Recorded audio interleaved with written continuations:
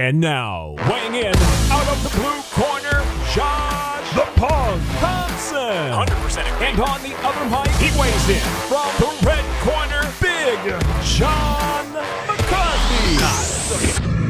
All right, guys, here with Josh Thompson, Big John McCarthy, another episode of Weighing In. We also got our podcast, Dave.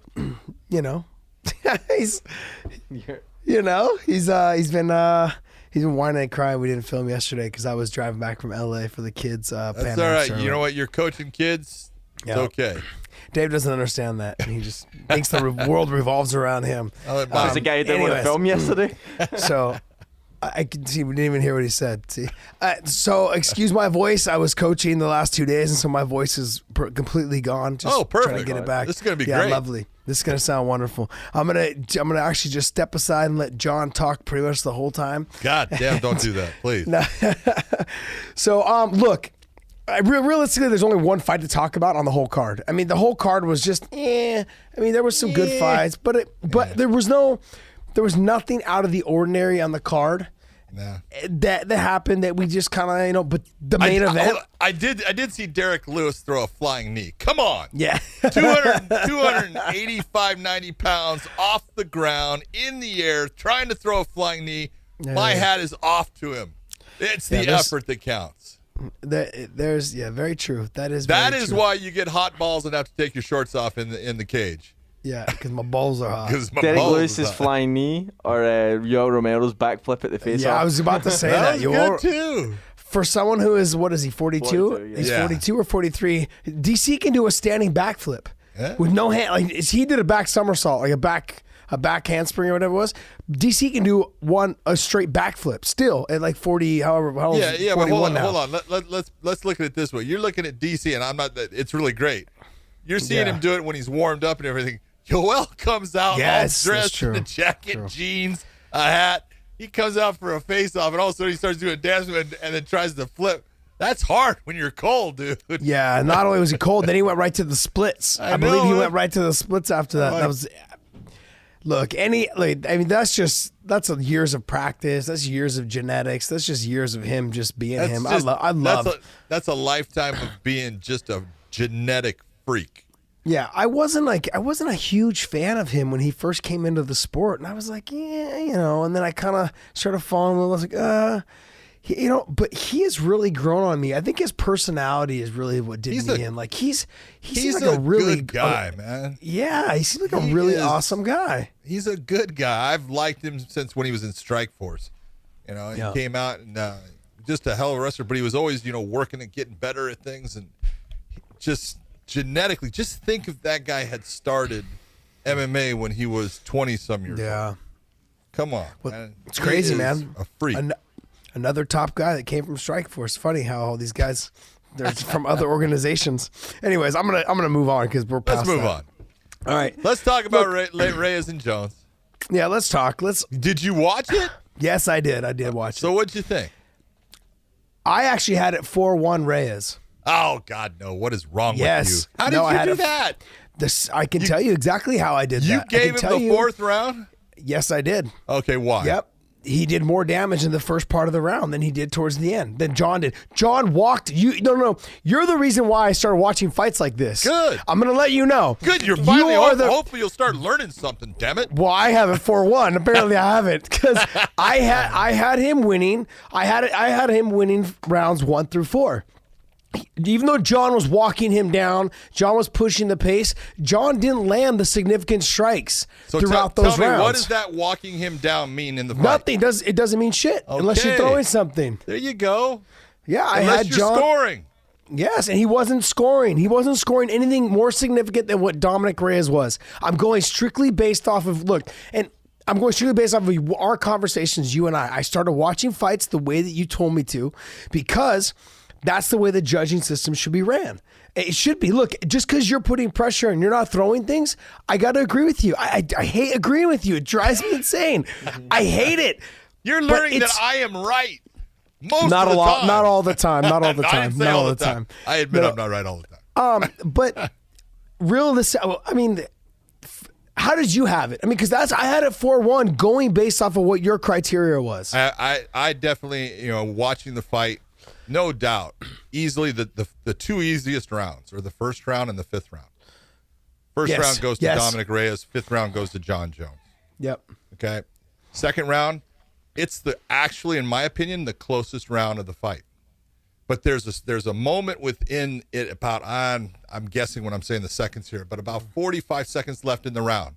You see Dominic Reyes throw a combination that lands, and you see him hurt John Jones. You see John starting to back off, and then you see him going after him, and he takes that round from that point. And it was a close round. I might have even had John a little bit up, but he takes it from that point. Dominic Reyes wins the second round. And then easily, Dominic Reyes wins the third round. Thank you. I thought the fourth round was, I thought, okay, yes, go ahead. Sorry, go ahead. No, go ahead, man. It's all right. So for me, I felt the third round was the closer of the 4 rounds. I had Dominic for sure winning the fourth. I had him for sure winning 1, 2, 1, and 2. I thought 3, you could place an argument that Jones had put the pressure on throughout the rest of and was able to land some good shots in the end of the third. Through the end of the third, probably like 2.5 minutes on, he was kind of putting the pressure as well as kind of landing stuff. Nothing significant, but Dominic landed the earlier stuff in the round that kind of stunned John a little bit. And then he had some leg kicks towards the end that, you know what, they were solid leg kicks. Yep. He did. I mean, one of the things that Dominic did from the very beginning of the fight that worked well for him is when John would try to kick, he would return something to attack that kick, and he attacked John's legs. Smart game plan. Yeah, I don't want to call it a robbery. It's not a robbery. It's not a robbery, and that's the problem. People get into this whole thing of, oh my God, because you want someone to win, and I understand you want someone to win, and I'm not blaming you for wanting someone to win, but there's enough people on the other side in the same fashion. It is not it's a close fight, and it was a close fight. And this is the difference. I'm just going to be flat out honest. When it comes to John Jones, he's a different fighter right now than he was in the past. Now, not completely as far as, I know what you're going to say, and I love you for it, but he's obviously fighting the top of the food chain all the time. He's fighting really good guys. But if you go through John's career and you look at him when he was fighting earlier, obviously he was walking through people in the beginning, but he was walking through people even when he was at that championship level, and he fought guys, like Matyushenko, and he just crushes him, and he fights Brandon Vera and crushes him. And when he wins the title, he beats Shogun, and it was either the third or fourth round, with a TKO victory. And he was still crushing people. No one in all of those fights, Josh, no one won a round. Nobody won a round against him. Okay, that was the thing, is nobody was winning rounds. The first time someone won a round against John Jones was Alexander Gustafsson at UFC 165. I was at that fight. He won the very first round. I thought he'd lost the second. He won the third round. He was winning the fourth round when he got hurt. And that was the difference in that round, and that's why John ended up winning the fight. But no one up to basically Gustafsson had ever won a round. Now, a lot of people look at the Santos fight, and I can take you back to that and break it down. John ends up winning that fight, but Santos wins rounds. He won 2 of the rounds. Yeah. This is the first time I have ever looked and said, that guy that he's facing, he won 3 of those rounds. Dominic Reyes, in my opinion, and you can argue with it, but my opinion, and I kind of know the criteria for judging, okay? Kind of wrote it. So I think I have a pretty good idea that Dominic Reyes won the first 3 rounds. John, he gets the fourth because Dominic gets tired, and he starts eating heavier shots, and you see him backing off of them, and that's what causes him the problem. In the 5th round, it's just more of the fatigue. And that's, as you know, fighting a 5-round fight, that is not easy. And when it's the first time, your first time, against a guy that people are saying could be, the greatest of all time, or, he's definitely the greatest light heavyweight of all time, and you look and you go, the pressure that's on him, I can understand why he gassed. And you could tell he was in good shape because he moved throughout that fight. Yeah. So it wasn't like, he wasn't prepared. He was. It's just eventually all those shots and everything that you're doing, it starts to take its toll. and the pressure is part of that toll. You know what I'm going to say. Now go ahead, man. It's all right. Look. You're going to start talking about picograms. I mean, I kind of am a little bit. I mean, there has been definitely a discrepancy since his picograms accusations that hasn't been the same fighter. You saw his fight with Anthony Smith. He kind of just cruised, and maybe you can think Anthony never really put a whole lot together against him to make him really have to fight outside that. So I was like, okay, I'll give that a pass. And then Santos, when he fought him, Santos brought it and took it to him. He kind of tried to fight the same style of fight, which I understood. I was like, well, because Santos is so dangerous, like power-wise, you don't want to get caught up in that mix. But then this fight was the same exact style, where he was getting hit with some big shots. He got rocked a couple times. He got hit and he got hurt.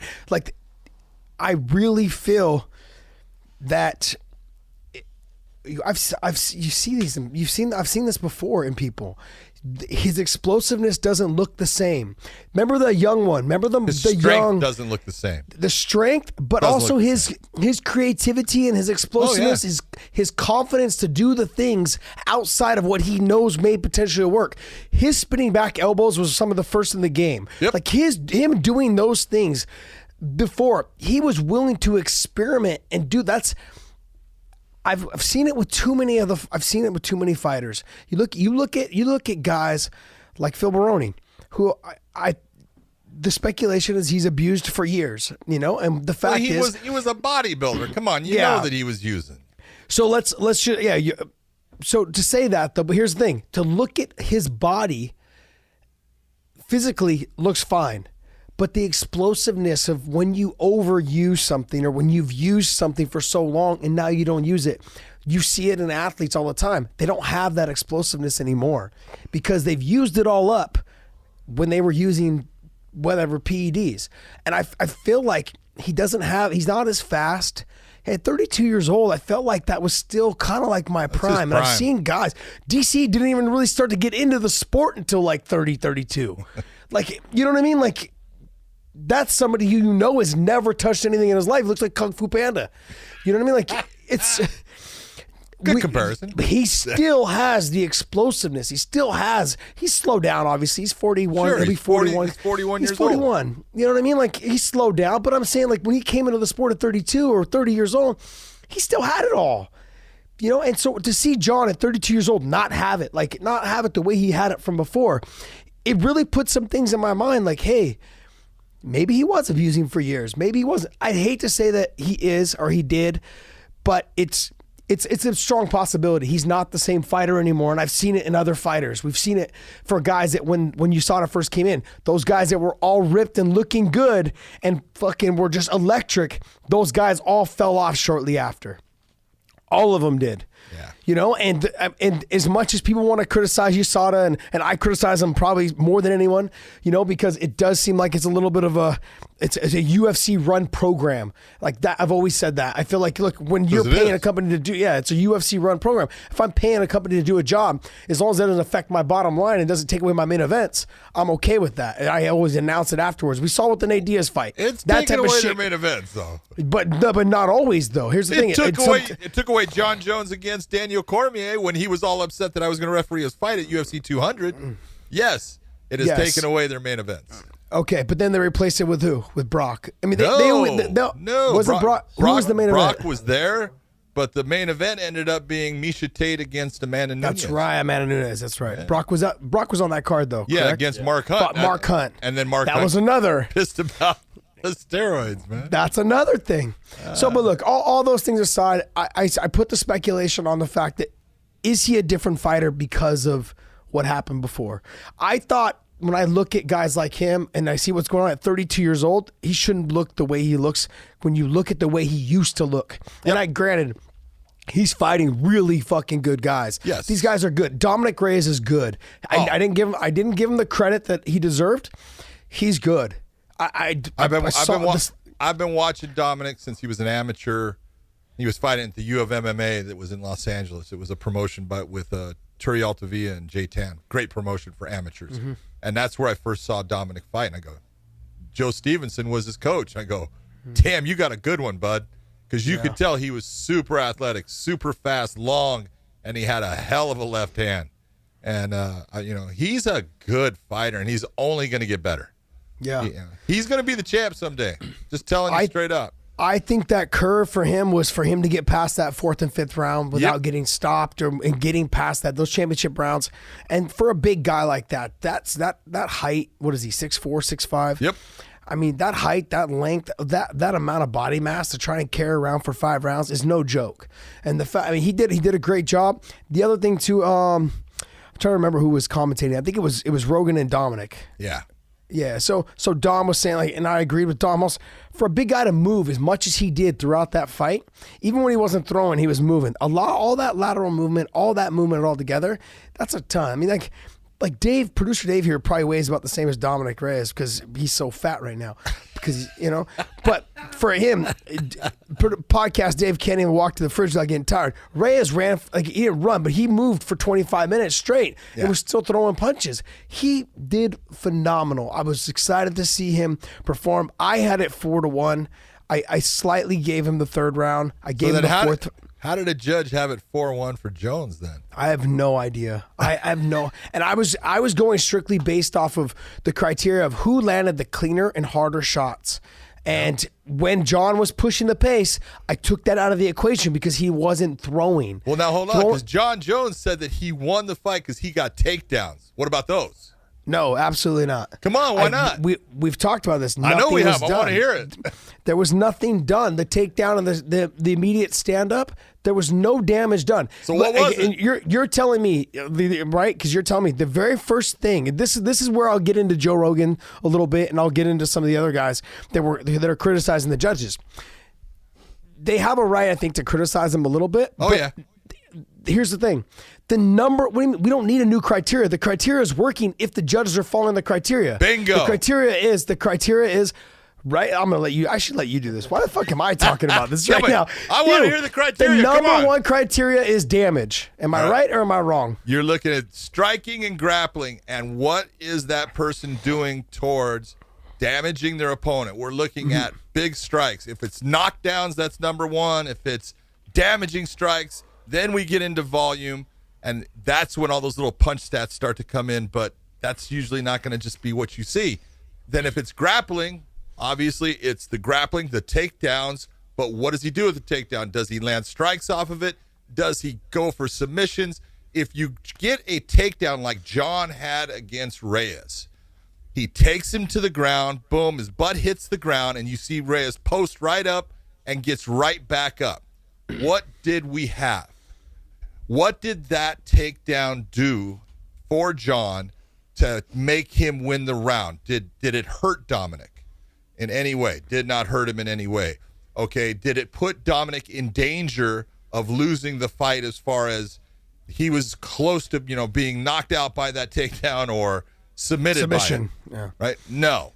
So we have a change of position, no different than when you have two guys come up and they go into the cage and they have a clinch in the cage and then they break off. That's a change of position. Just one is vertical while the other's horizontal going to the ground. But as soon as Reyes comes right back up, John doesn't land any strikes off of it. In fact, Reyes, at one of them, he frames out and throws an elbow and lands a good elbow off of it. And you're going, hey, John, you got crap for that. That goes to Reyes because we don't count defense. We don't give points for defense, but we don't give points for actions that do nothing in the fight. If a fighter moves to his right and off centers his opponent, and I'm standing here and he takes a punch and goes, and it just misses me, he did great movement, just like he did the takedown. He changed positions. He goes and he attempts, and it goes right by and misses me. What does he get on the judge's scorecard for it? 0. He didn't damage him. He did not affect him in a negative way that is going to lead towards him being less effective in the fight. That's what the judges are looking for. And in this whole goddamn thing about, he was pressing forward, that doesn't mean shit if you as the judge can see the difference in the fight through the person who has the better striking. And since this fight was mostly striking, Okay, we're going off of striking. So it doesn't matter who's going forward. It doesn't matter that Dominic is backing or laterally moving off at times. That has no bearing in the judges' scoring of the fight. The only thing that is being scored is who has the better strikes, who's damaging who, and who has got more volume. That's what you're looking at. John actually went down. And it wasn't. He was kicking and he got hit to the body and he popped himself right back up. But there was moments, that are happening in that fight, and you're going, "You're losing, dude. You're losing," and it has no bearing. What that pressure by Jones coming forward, it can work for him, just like Nate Diaz can have pressure and it can work for him. But he's got to land punches, and they've got to be clean punches. They can't be punches or kicks that you see the guy blocking. That doesn't matter. It matters, is it a clean shot that gets through and does damage? A couple of the uppercuts that you saw, Dominic Reyes landing, beautiful uppercuts on the inside. That's what the judges are supposed to be looking at. That's the deciding factor in how you score a fight. This is almost the exact same fight that Jose Aldo and Marlon Moraes had. But you were criticized. This is where I talked to you about this. Yeah. You said Aldo should have lost the fight. It was close, but he should have lost because even though he was pressing forward, even though he was pushing the action, he wasn't pulling the trigger. So when he stopped pulling the trigger, then Moraes was landing, even though they weren't like super clean and they weren't anything that rocked Jose or whatever it was, but he was still landing when Jose was just putting pressure but not doing anything. And that's how I evaluated this fight. If you go back through, and if I go back through and watch this fight, I have Reyes winning 4 through the first 4, and then I have him losing the 5th for sure. Yeah. Easy. The big thing is, and I'm always on Joe. Hey, you've got to know the criteria and stuff. The one thing I'm going to say right now, Joe Rogan was absolutely right in the fact that the judging at that show, overall, it was bad. It was bad. I mean, you look at the Lauren Murphy versus Andrea Lee fight, bad. Someone went 30-27 on that, and you look and you go, what are you looking at? Come on, man. You can't do that. Now, the one thing I will say, and it's the truth. I'm not trying to buy something for someone or, give. When you're the judge and you're sitting there, and I've been the judge too many times, you only get one angle, and it depends on where those fighters are at. So there are things, when you're looking at a close round, and then you see one judge is off in one round and the other judge is off in another. A lot of that is because of where they were sitting, what they're seeing. That can be the element instead of them not understanding the criteria. But I will say, overall in that fight, they should have seen enough to know that Dominic Reyes, he did what he was supposed to do. He landed the better shots in the first couple of rounds. That third round was a good round. It's close. The second and third are very close. Even the fourth is close. Like I said, the first and the fifth are the two easy ones. But there's no way that you can look and say that was a 4-1 for John Jones. Just can't do it. It's not there. It's the first time I've ever seen a fight where at the end of it I said that guy just beat John Jones. Yeah. I thought Gus beat him the first fight. Nope. But I could see that. I'm not going to say you're right. That's okay. I pitched the argument that Gus won the first fight. Yeah. You maybe would say no. Okay, but Santos, I could pitch the argument that I had Santos winning. Close, but they were so close. Very they were so close. I'm not going to hem and haw about this. This fight, though, to me, I felt like was not as close. This fight was Dominic Reyes should have won. And I just start, like I said, I'm going to go back to he just doesn't look the same. He doesn't look the same. I don't know if they're riding him and letting him know that, hey, our testing is going to be strict with you 100% of the way. I just don't know. I feel like he's not as experimental as he used to be. Don't get me wrong. The competition, I think, is getting taller, longer, bigger, and that's stronger. what gives him problems. It's giving him a hard time. The guys that have all been super long have always given him a hard time. Yeah. Always given him a hard time. I just don't know if Reyes can repeat that performance in a rematch. I think he could, but not. I think John is very good at making the adjustments he needs. And he makes them pretty much sometimes during the fight. I had, like I go back to, I want to say it was him and the DC and him, the second fight, I think. Yep. I had DC winning the fight, and then he made the adjustments, and he was able to capitalize. I mean, but I had DC winning that fight. I think DC had won the first 2 rounds. I could be wrong. I'm trying to remember off the top of my head. Yeah, he didn't win the first. I get hit a lot, so okay. just guys calm down. But no, it's So I just feel like he doesn't look the same against guys that are tall, long, and lanky. But I think a lot of it is that he's used to getting away with things that he would normally be able to get away with against short people. Yeah. And so he could put his hands out and put his hand on their forehead like big brothers like a big brother you. Yeah. But he can't do that to Gus, and he can't do that to Dominic Reyes. And, he's having a hard time with those kind of guys. I just don't know if he's going to be the same fighter moving forward. And I don't know if that's from past, abuse of whatever it is he's doing, or or if it really is just like, hey, his time is up. And it happens to all of us. We all know this. It happens to every fighter. Jose Aldo. I mean, it happened to him. It's like he's still good, but it's not the same. You're just not the same guy, and it's hard. I think GSP went through a phase of that with the Johnny Hendricks fights. He just didn't look the same as he had looked before, as dominant as he had looked in the past. So the one thing that I was supposed to mention to talk to you about is the one thing I think everyone should understand. You got to stop using that old nonsense saying of you got to beat the champ to be the champ. It's garbage. It's completely garbage. It's so ridiculous when someone says that. And it's also, and I love John Kavanaugh. All right. But John Kavanaugh came out and said, John Jones won that fight because he won the championship rounds. And he goes, I thought Reyes won, those early rounds. He goes, but I give more credit to the championship rounds. And it's like, what do you mean more credit to the championship? It is so ridiculous to think that you're going to score a fight differently in one round than you do another round. Okay? Can't do that. Doesn't work.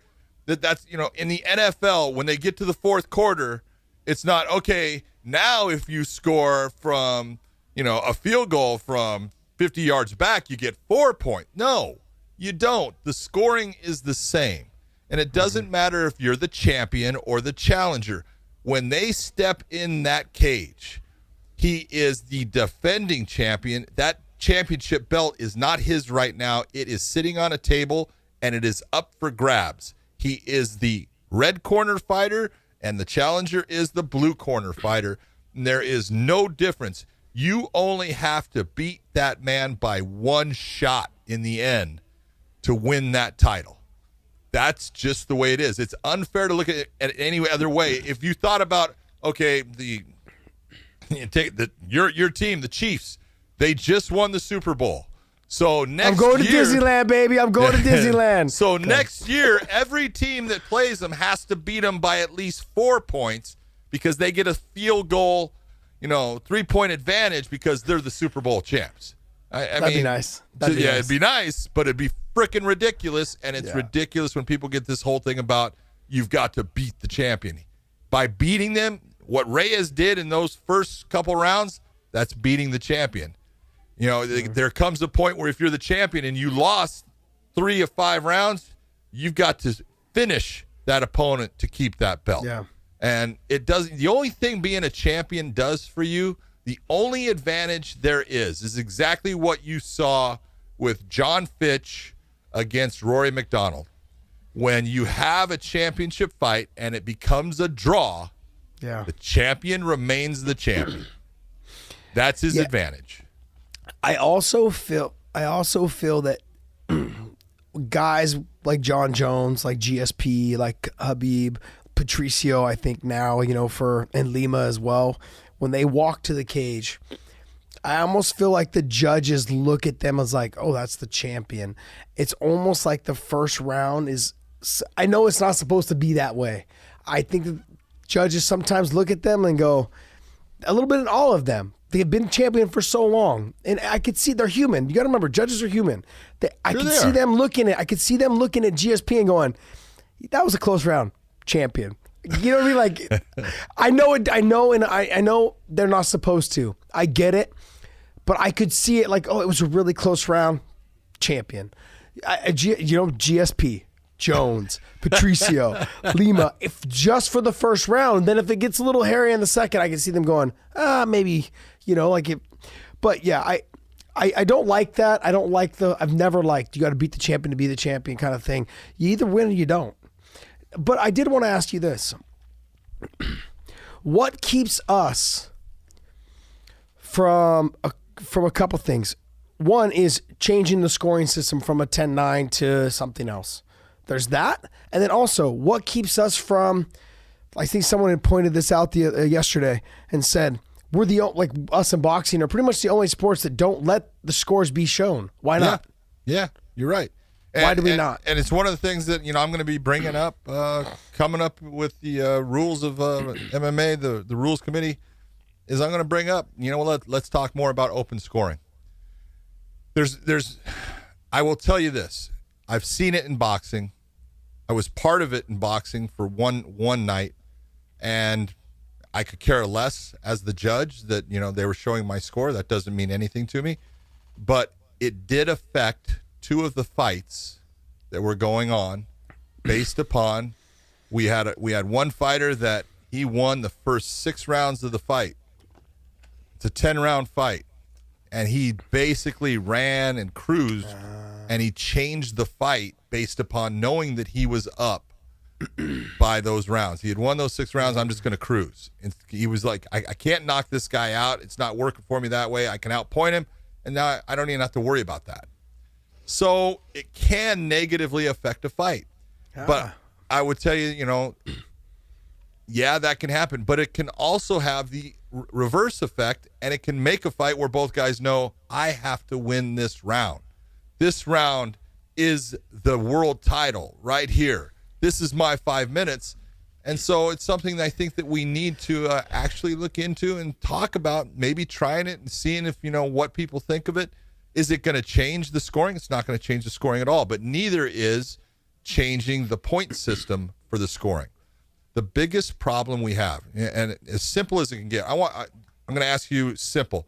Name me the top 10 referees in MMA, or 10 that come to your mind. Quick. Come on. I don't even know. Beltran. That's okay, one. That's good, Josh. All right, so that's it. This is Herzog. The point. Herzog. You got 2. You got 8 left. Yeah. Okay, I want you to think, how big is our sport? And really, if you're looking at the top guys, you're looking at Goddard and Herb Dean and Dan Miragliotta and Mike Beltran and Jason Herzog. All right, and now we've got 5 there. All right, now let's go into Kevin McDonald. We have, and then Todd Anderson, Jaron Villel, and that's getting Terry Hatley, who was there in Texas for that show. And this Leon Roberts in England. There's your 10, we'll say. This is a multi-billion-dollar industry that we have in MMA, and there's basically a handful of referees out there. Now, there's more than the 10, but we'll say that there's 20 good ones to do all the fights. Well, when it gets to judging, it gets worse. All right, I'm just telling you straight out. Think of the judges that were there in Texas. Chris Lee, that was it as far as the guys that you see all the time. Marcos Rosales, who was part of that fight also, used to do a lot more. He's slowed down a little bit. He's been cutting back and stuff. And then Joe Solis, who had the score that I don't agree with. Joe is a great guy. He's a black belt in Brazilian Jiu-Jitsu. He's got his own school. He's a super man, nice man as far as, a person and stuff. I know people are seeing things on Twitter and stuff. That's not Joe Solis. Whoever's writing that stuff, it's got a picture of some silver-haired guy, and that's not who Joe is. I know him. But the problem is we have Chris Lee, we'll say, who was at that show. Where was Sal D'Amato? Where was Derek Cleary? Where was Mike Bell? Where was Ron McCarthy?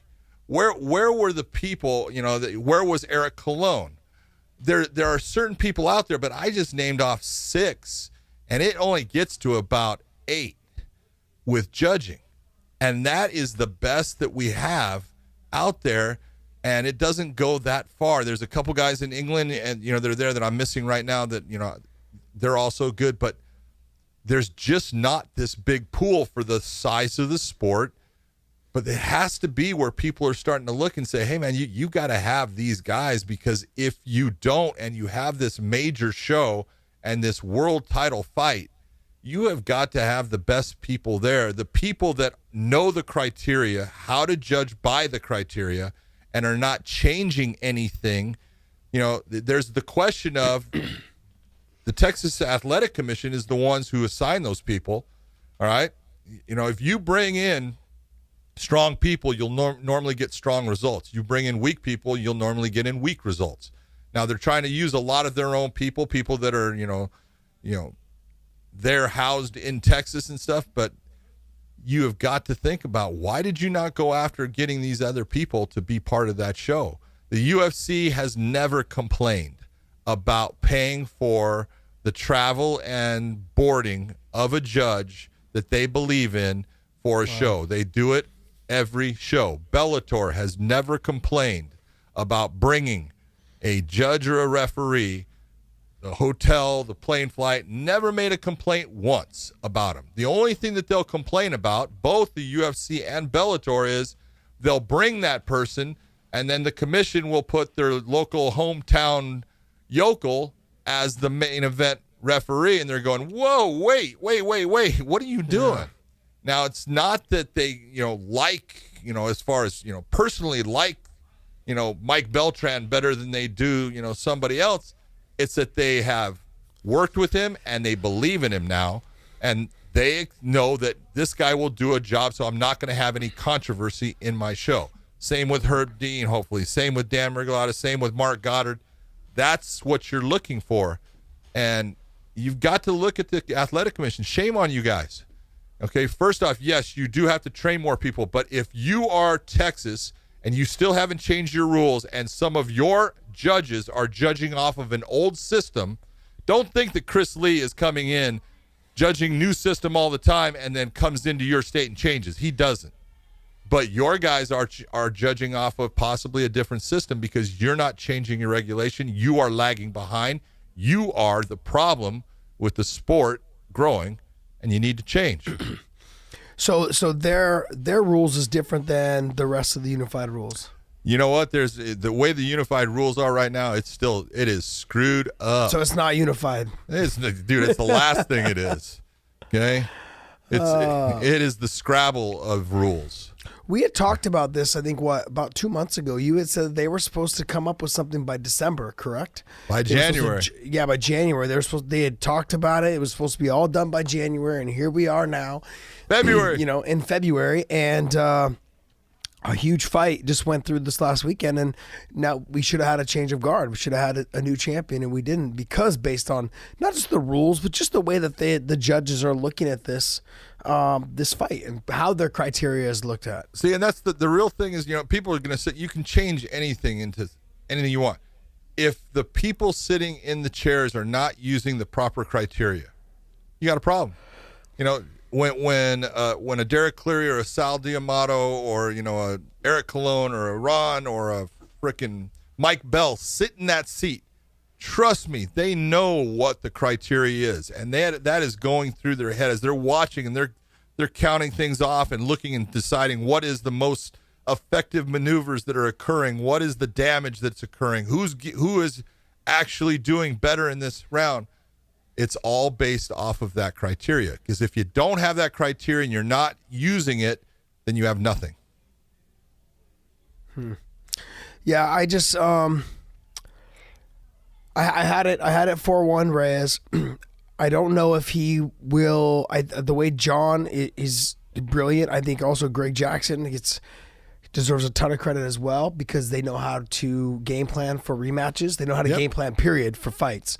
But I think that there's a lot of things that they realize they can expose now on Reyes. The first time, I think, is a little bit of a reality check. We saw it with Gus when he fought Gus the first time, and look how he dismantled Gus the second time.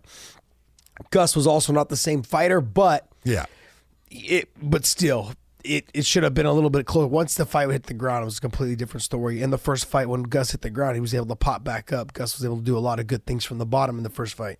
He didn't seem like the same fighter when he hit the ground the second fight.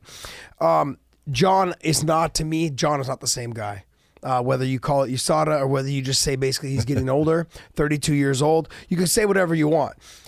I find it hard to believe that a guy at 32 years old is lost that explosiveness, has lost what he's had for so many years. He's lost the creativity that he used to have, the spinning back elbows. I'll agree with you on the creativity part because, man, he used to be, you had no idea when that guy was going to pull something off. And he just doesn't do it, like he used to all the time. And it's made him more predictable. I will stand up for him in one way with the creativity situation, is that there are certain guys that bring it out in you. Like I always had to be ready when I fought Gil Melendez.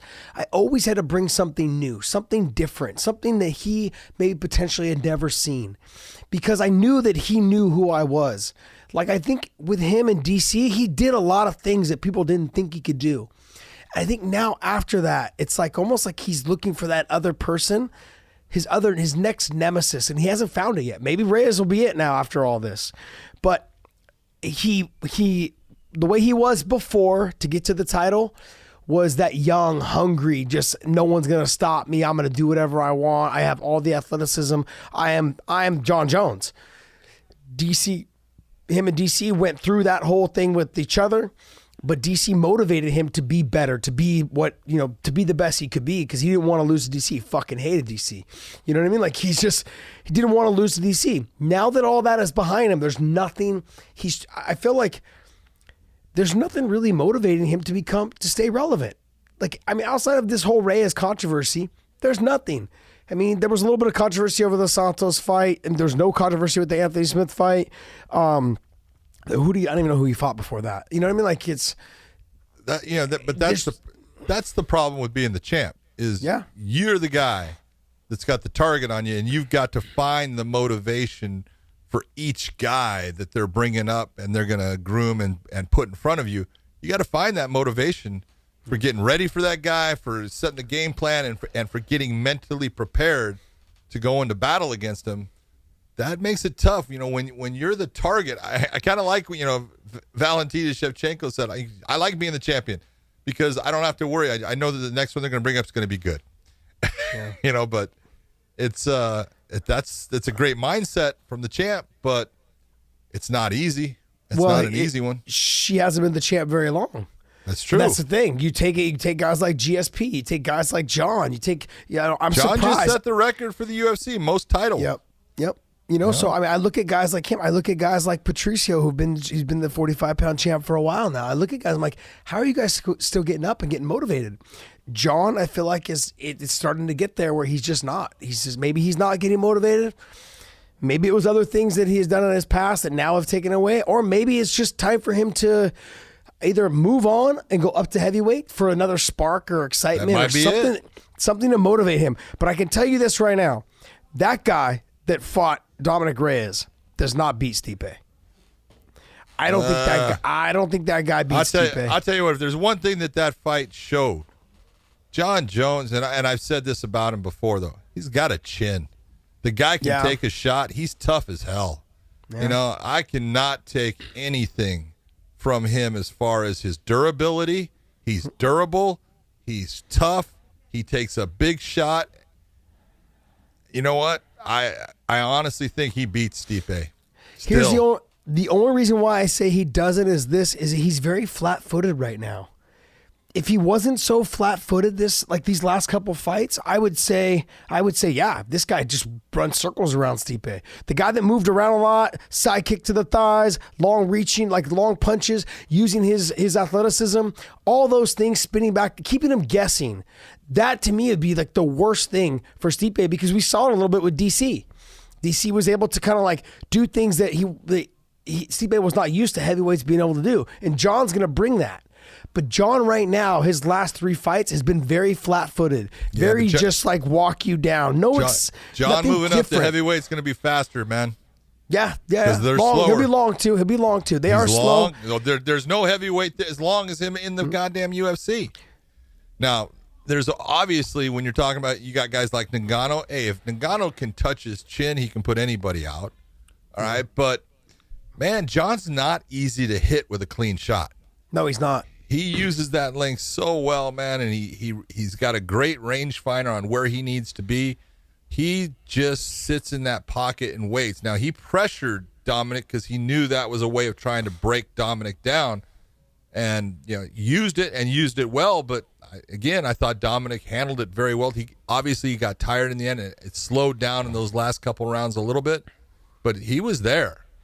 It's not like he was getting. At no point was he being abused in that fight. No, not at all. Not at all. What else? Oh, what else you got? God.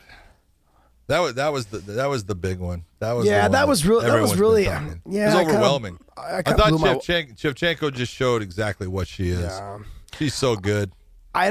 She's good, dude. She's so freaking good. I almost feel, I know we've seen she it almost before. killed someone with the belt. Did you see that? No, I didn't see that. She did a little spinning thing, and it came off on the last spin and went zing. Man, it could have been knees out. Mine was really heavy, so I can imagine. I'm sure those are pretty heavy. Like when they fly, man, they're heavy. I had my world title to kids, and they're like, "Oh my god!" I started laughing. Metal in there. Yeah, you wouldn't know anything about it. Like we have real belts. You have the WWF one podcast, Dave. so embarrassing. Those of you guys at home listening to this podcast, Dave likes to post pictures on his Instagram of him with a WWE belt over his shoulder, like as if he's a world champion for something. I swear, it's so embarrassing. Big John and I sit there and go, Is this I don't really want to say that I reality? picked on him about that, but I did. Is this reality? Is this real? Is this real life right now? What do you got to say? Got anything to say, podcast, Dave? Hey, I still whooped your ass twice. I swear, this guy. He came up behind me one time and like started to choke me when I was talking to parents. Oh, and nice. I was like, okay, I gotta. I'm trying to do business here, but you're it's like if you had a son, and he's like hanging on your leg, you're like kind of just trying to shake him off, that kind of thing. So, I think, man, that was. I really go ahead. I was gonna say Dustin Poirier claims that Nate Diaz has been offered the fight between the two of them. Yeah, for those two to fight. I don't think that's a good fight for Dustin. I think Nate, it depends on how Nate is mentally, but Nate's always the same. He's just even kill. He goes ups and downs, but he's always there. He's always game to fight, and he's always there to. But I think it's a tough fight for Dustin Poirier. Dustin does well when he can pressure guys. Mm-hmm. He has a little bit. If he stays and he moves laterally, he's okay. But if someone pressures him and makes him walk backwards, things start to get a little bit tougher for him. Yeah. So. That'll be a tough fight. Don't get me wrong. I'm really interested in seeing that fight. I'd like to see that fight. Yeah, I'd love to see that fight. But I think it'd be a tough fight for Dustin. I think not just the pressure. It's just one of those things of the fight. If it did go to the ground, it definitely favors Nate a lot, and not even just a little bit, but I think a lot. And I think on the feet, the southpaw stance, the length, the reach, the range, all those things kind of, I mean, Dustin's southpaw as well. Yep. But like they're probably not going to be used to dealing with each other, other southpaws. I mean, I don't know how many other southpaws they've fought off the top of my head, but it's just not something you see a whole lot of in your gym. You know, you have like one or maybe two people that are southpaw, and you're not even sure if they're the same weight class as you, sometimes. Yeah. So having someone that always train with a southpaw, and the way they shoot, the way they wrestle, the way they clinch, the way all those things is backwards, so not being used to that could make for some issues in the fight. But I'd love to see that fight. That'd be a great fight. What about you think middleweight championship? You know, Rafael Lovato did relinquish his belt. Yes. Yep. And because of the medical condition he has with the, I want to say, carcinoma. I'm sorry. Yeah. Which is the thing in his brain. But so who's going to go for that title? I hope it's not Lima. You know what? I'm betting it is. I hope it's not. I'm saying it's going to be Gegard and Lima. I don't think Lima gets out of the second round. Think it's a bad fight for him, huh? Yeah, I think as much as I love, as much as I think he's an animal, I'm sorry, man. Gegard's not that guy you want to fuck with. He's just not that guy. He's just 205 heavyweight. He doesn't give a shit. He fights everybody. Like, I mean, to see what he did to what's his name, Cavallo, when he took him down. Oh, dude, look at what he did to Rory. Yeah, I mean, yeah. He destroyed Rory. Yeah. Okay. I don't Lima had two tough fights with Rory. I'm looking at it going, you might not want to do that. You know, it's. Well, I think the difference, though, is that Gegard's going to have to respect his kicks a little bit more than Rory's kicks. Rory's not someone who just knocks people out. So the power in the hands and the power in the kicks, Gegard's going to have to respect that a little bit more. Yeah.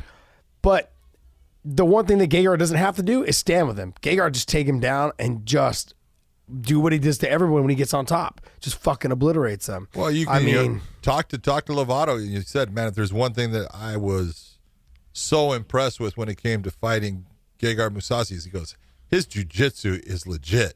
Yeah. You know, and when you're getting that compliment from a guy as accomplished in jiu-jitsu as Lovato Jr., that is a righteous compliment. Yep. So you see I was still impressed when he fought Cavallo when he took him down. I was just like, and it's Cavallo. You're right. Cavallo. Okay. Why do I keep saying Cavallo? Because that's from Ireland. That's Pedro. He's going to be fighting. Oh, okay. There's two different ways of saying it. I know it's crazy. But. I know. They're getting me. I got Pedro coming up too. Yep. It's going to be good. Look, I don't want to see him fight. I don't want to see Lima go there, have that type of performance, and then have to come back at 170 and defend his title. That concerns me. Now that we brought up Lima, everybody in Houston, we had Usman and Lima face to face, and they both agree. They're like, both. Boom. Let's go, baby. Let's go. So I even hit up Joe. I'm like, hey, what do you think? And so he's like, man, this is the fight that I want to see. This is the fight I want to see. To me, the best part is you're looking at him and it's like, you know, everyone's saying Usman's huge, and he is. He's a big 170. And then you look at Lima and you go, and that dude's bigger. Yes. And then people try to tell me like, oh no, they look about the same size. No, they don't. Lima's shoulders are probably like a good inch or two taller, and his head is too. Yep. I mean, Lima is enormous for the weight. For 170, he's big. Yeah, I really want to see that fight, and I really actually want to see Volkanovski and Max fight again. And as soon as that fight, if Max does win, I'd like to see Patricio and Max fight. You know, I mean, we can sit here and I could do this fucking shit all day. I know, but it's not with everybody. I know it's not. But here's the thing, though. Do you feel like if you get fighters from each promotion that are willing to do what Lima and Usman did, where like they do face off, that puts a lot of pressure, I think, on both promotions. I know. But I'm saying though, is it does, because here's the thing. I really believe that Dana thinks if we were to do it, their thought is probably that Usman could beat him because he could probably take him down. Sure. And we think that we can beat him because we know that he could knock or leg kick and he can knock people out with, it doesn't matter, anybody. And I think he could stuff his takedowns the first couple times to make him a little bit more tired and make him a little bit more cautious about shooting Raw Dog. So look, there's a lot of things that I could sit here and say, but I think when the two fighters, when it doesn't matter which promotion you're in, if those two guys continue to do things where they say they take pictures like that puts pressure on both promotions. When it happens, because what it takes is those two fighters saying, I want this. Mm-hmm. Then fans start to get behind it and go, I want that. I want to see that. I want to see, does that guy beat that guy? Does UFC beat Bellator? Does Bellator beat you? As soon as fans start clamoring for it, that's when things happen. But then that's what creates a Mayweather Conor McGregor type fight. That's good. It's a huge fight. When you have them face up against each other, it's like all of a sudden, fuck, who's that guy? Let me see that guy. Oh, he's just starching dudes. This sounds really cool. Let me see it. Let me watch this. Now let's start putting pressure on the promotions. Let's get the fans buzzing about it. Look, no one ever thought that Steven Espinoza and Dana White would work together. You know? No one thinks they'll ever work together again. But if the money's right, yes, they will. Every businessman doesn't give a shit about their feelings when there's money involved. And at the end of the day, Dana White's a businessman. And I think that is something that could be, I know it was a different sport, but I think with the fighters, if they want another fight, Patricio and Max Holloway, or Usman and Lima, or Gegard and Adesanya, like if the fighters are willing to do it, I think, they can talk shit, do whatever, but to do things like that, like Usman and Lima did, where they squared up face to face in Houston and just posted about it and talked about it, it got media talking about it. It got the buzz. Sure, it was only for a couple days because the fights happened, but it was still buzz and conversation and talk. Like, oh shit, this could be for real. I know we have a long ways to go, but I also want to remind people of this. Look, I don't know, and I don't know, but there's been a lot of talk and buzz, with Bellator now, with CBS and Showtime, and with that, giving our fighters a platform bigger than Paramount Network and bigger than than the Zone. Like those are networks that will catapult, I think, our athletes into the spotlight all the time, whether we get replays, whether we not. I think then that will create more buzz for these guys to want to cross promote, not just the UFC and Bellator, but I'm saying simply like for fighters to say, you know what? I can kind of be in control of my own destiny. If there's a fighter I really want to fight, then I'll do it. And you're going to see it, I think, more with champions because that's where the money is. But it would still be nice to see certain guys fight. Like I'd love to see Raymond Daniels and Stephen Thompson. I'd love to see MVP and Stephen Thompson. I mean, I keep throwing that one out there because, like, to me, that's like watching a Taekwondo tournament, like on TV with little gloves. That would be so fun, though. It's fucking awesome, man. I would love to. Like there's fights out there that I know that we'd love to see. I'd love to see how Patricio does with Max Holloway, or Volkanovski, either guy. But these are the fights. These are the fights that Patchy Mix and Henry Cejudo. I mean, there's other guys to fight as well. But there's guys out there that you'd like to see. Someone who can wrestle like with Henry Cejudo and someone who's really good. The fucking human backpack. I'd like to see those type of things happen. Anyways, that's kind of my conversation on the fact that Lima and Usman did it, and I think it's great because I think that gets us a step. Not a big step, but it puts a little bit of a step. Baby steps, guys. Baby steps. In the right direction. Everything's just about moving in the right direction, and that is exactly what that does. It all comes down. If fans get behind it, promoters will end up making it happen. Yep, because there'll be money involved. That's it. And when there's money involved, that's what a promoter is there for. Yep. To make money. Yep. So it's up to you fans at home. You guys there you go. Let's start Josh clamoring. has started it. You guys finish it off. Yep. Let's go. Let's go. All right. I know I'm being a nerd right now. I'm a nerd when it comes to this type of shit. Seriously, like how Podcast Dave is with the WWE. Like he's like a Hulk Hogan fan, and like what's the other guy? The guy used to shake the ropes. Ultimate Warrior. He likes all those guys.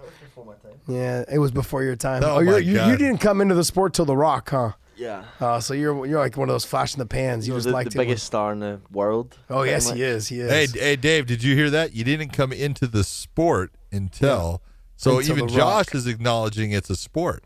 I think it kind of is. I mean, determined outcomes already, but I mean, it's still kind of. I mean, there's a lot of work that goes into it. Oh, yeah, a lot of work. Those guys are athletes, man. And anybody that can throw their body around weighing 230, 250, 280, something like that, that's pretty impressive. DC and Kane were just at the show on Friday here in San Jose. Yeah. DC and what? I was there as well. Kane and DC were both there. Oh, They were both there? Yeah. Rich Chow was there also. Oh, yeah. I think I saw him as well, actually.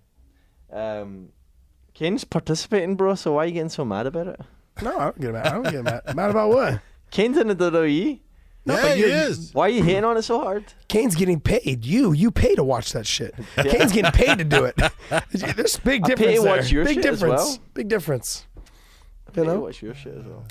Yeah, you're paying Kane, by the way. It's like good point. You're paying Kane. Good point. I support when guys make money doing things like that. not when grown adults pay for money like things like that. Is there anything else? What else we got? I was looking in the news. John Jones said he's going to WWE as well, by the way. It's no. Wait, what happened? John Jones what? He said he's going to WWE as well. He said I can see that. I can honestly see that. They're all going to go there. They're all. I mean, it's like it's like life after fighting. Where do you go? Well, you go there. It's Ronda Rousey went there. DC will probably end up there. That and probably working for ESPN for a long time. Yeah. We'll see.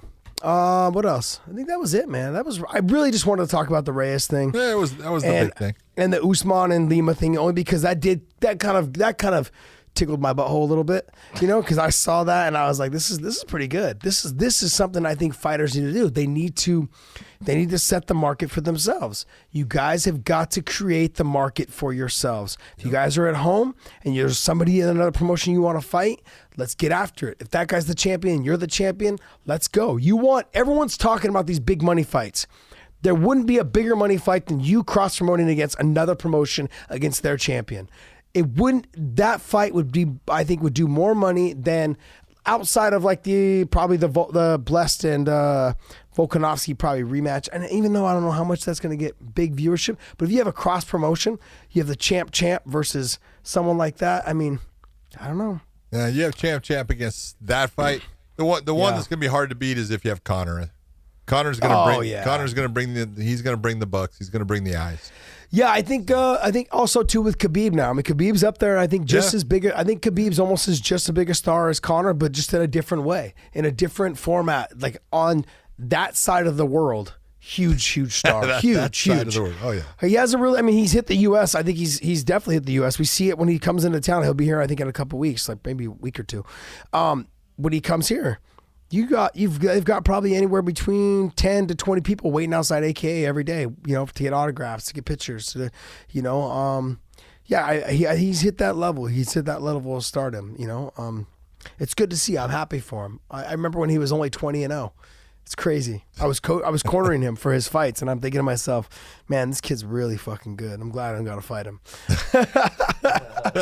I was like, thank God. But it's nice. It's nice to see. I think that's it. It's good. That's good. All right, man. All right, guys. Well, hey, all right, guys. Everybody at home, you guys are listening. Please hit the thumbs up on the YouTube channel. Hit the subscribe button as well. Share our videos to everyone. And I also posted this earlier today. If you are my friend, okay, and you follow me on Instagram, you follow me on Twitter, but you haven't subscribed to me yet, you are a jerk.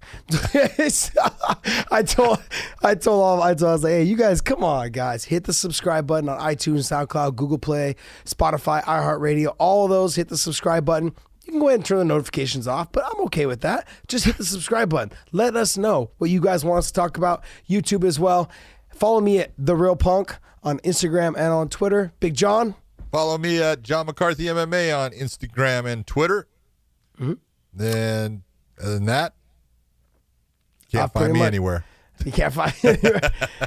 Podcast Dave here is Podcast Dave on Instagram. I don't know if he has a Twitter. Do you have a Twitter? Yeah, you ask me this every time. I do? Yeah, it's the same thing. Oh, you did? What, it's Podcast Dave? Podcast Dave 1. Oh, Podcast Dave 1, so it's not the same thing then. See, the same means the same. But if you doesn't mean add the Dave. 1 at the end. It doesn't mean +1 at the end. Plus Dave. 1.